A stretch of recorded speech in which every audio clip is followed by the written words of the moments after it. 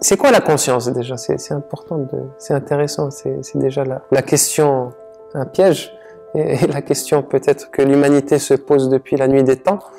C'est quoi la conscience? Et pourquoi cette conscience, elle manifeste sa réalité? La conscience, si on la décortique, elle a des couches aussi. On a une conscience égotique, personnelle. Peut-être qu'au niveau spirituel, nous appartenons à des consciences plus évoluées, qui sont multiples et que peut-être qui s'incarnent dans des dimensions multiples, et que ces êtres-là, ces consciences-là, ultra développées, appartiennent aussi à des consciences plus larges, dans un mandala magique qui s'étend à l'infini. Et on voit que la conscience est infinie. Et la conscience aussi, quelque part, peut-être, est l'outil fantastique et l'outil primaire que le divin utilise pour s'expérimenter lui-même. C'est grâce à l'infinité de ses consciences que le divin opère. Comme en ce moment même, il s'observe à travers nos yeux, à travers nos échanges. Et il s'observe de la même façon à travers l'infinité de ses formes, dans l'infinité de ses manifestations. Donc c'est sa richesse, la conscience. Parce que chaque conscience est unique. Donc cette conscience-là, si elle ne pouvait pas manifester sa réalité, elle ne pourrait pas réellement être cette conscience individuelle et unique, qui puisse expérimenter le divin à travers ses expériences. Donc le fait que la conscience modèle la réalité, ça semble logique. Si on regarde un peu, si on se détache un peu et on essaye de voir ce que j'appellerais le divin en action, ou la vie en action. À l'infini, elle se contemple et elle s'expérimente à l'intérieur de toutes ces couches. Toutes ces couches. Il y a quelques couches qu'on voit et il y a une infinité de couches qu'on ne voit pas. Et à travers ces couches, en fait, chacune de ces consciences va faire bénéficier sa propre expérience au tout. Et tout ça est en évolution. Et c'est extraordinaire.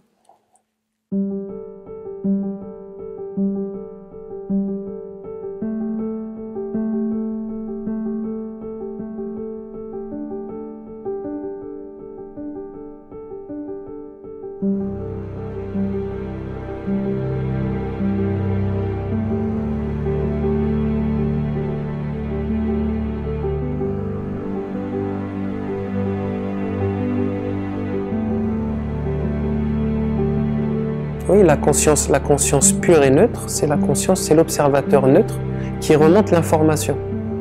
Pour la conscience neutre, pour l'observateur, il n'y a pas de bien, il n'y a pas de mal, il n'y a pas de négatif, il n'y a pas de positif, il y a l'expérience. Le capital de la conscience, c'est l'expérience.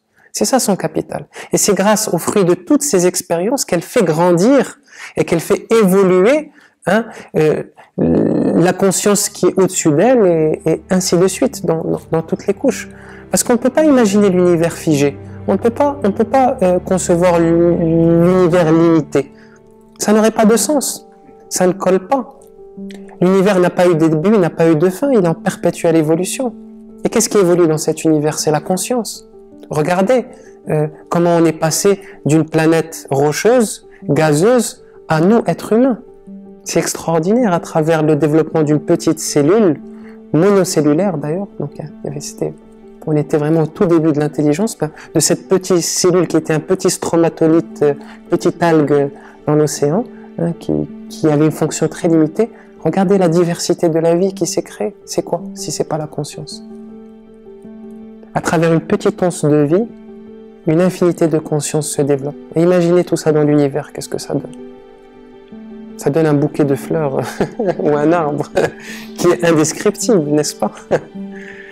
Donc, c'est la beauté de la vie. C'est la beauté de la vie. Et comment est-ce que la conscience, elle évolue dans tout ça? Finalement, on regarde même sur Terre, si on analyse le phénomène du développement de la vie et de la conscience, c'est à travers des crises majeures, et on a eu 5, que la vie a été dynamisée.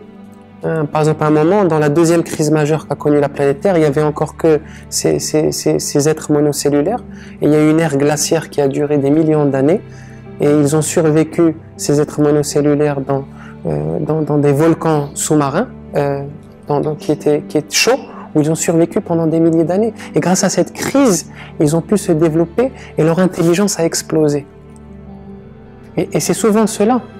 On le retrouve dans l'alchimie aussi, dans le principe même de l'alchimie. Pour que le plomb se transforme en or, il faut le porter à haute température, il faut le faire bouillir. Il faut le faire sortir de toute son obscurité, de tout son mercure pour qu'il se purifie. Et la conscience, à travers toutes ces étapes de purification, va évoluer, évoluer, évoluer. Et c'est ce qui nous arrive aujourd'hui aussi. Si nous sommes dans ces crises majeures sur la planète Terre, c'est pour faire évoluer la conscience, pour faire sortir le nectar. Donc nous, on voit l'obscurité, on voit Trump, on voit les forêts brûlées, c'est catastrophique, c'est terrible. Mais au niveau de la conscience, pourquoi est-ce que cela opère? Il y a une raison, il y a un sens subtil que peu perçoivent, mais la cause subtile de tout cela, c'est l'évolution de la conscience. C'est la dynamisation de la conscience. Il n'y a pas d'autre explication.